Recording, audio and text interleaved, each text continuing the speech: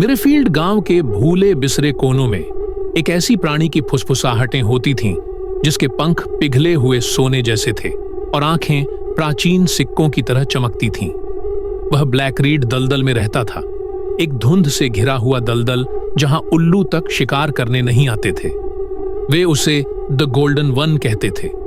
कुछ कहते थे कि वह एक देवता है, कुछ मानते थे कि वह एक श्राप है जो प्रकृति के संतुलन को बिगाड़ने वालों को सजा देने आता है। पर एक बात सभी मानते थे, जो भी उसे ढूंढने गया कभी लौटकर नहीं आया। इस बार जिज्ञासा इंसानों की नहीं थी। गली की लड़ाइयों और सर्दियों से बची एक जंगली बिल्लियों की कॉलोनी ने सबसे पहले संकेत देखे। चूहे गायब हो गए थे, पक्षियों ने गाना बंद कर दिया था, हवा में गीले पंखों और सड्डन की बू थी।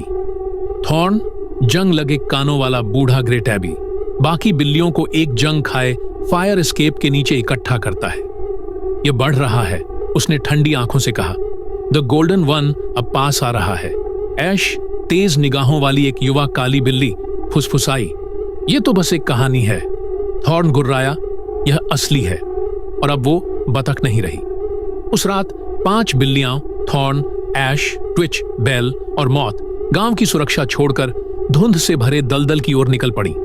सरकंडे जैसे फुसफुसा रहे थे, पानी ऐसे घरघराता था जैसे कोई गला साफ कर रहा हो। दलदल के किनारे सतह के नीचे कुछ सुनहरा सा चमक रहा था। धुंध के बीच एक क्वैक गूंजा, धीमा, गीला और कुछ गलत।